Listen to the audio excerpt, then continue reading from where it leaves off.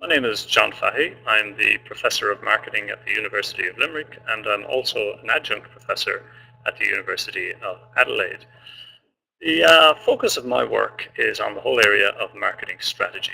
I'm particularly interested in the psychology behind how consumers make decisions, and also the psychology around how business people make decisions.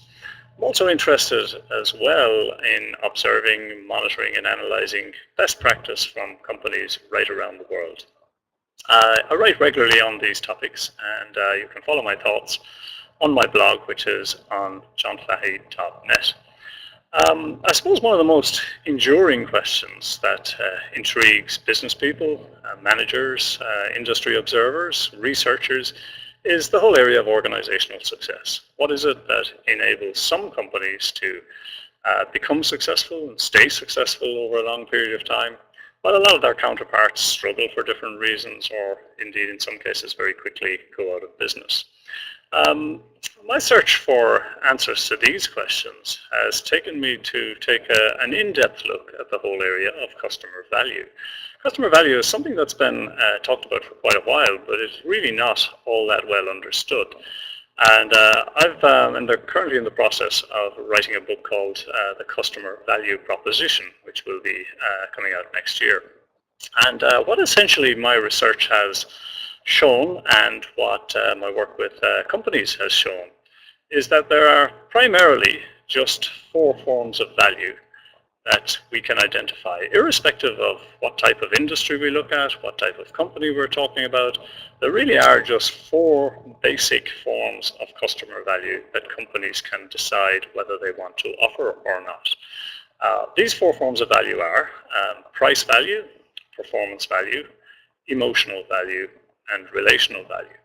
Now, the thing about these four forms of value is that whichever one of them you decide to pursue, it will require a very distinctive organizational approach. So the kind of people you employ, the kind of organizational structure you have, the kind of strategy you pursue varies depending on whether you're trying to offer, for example, performance value or emotional value.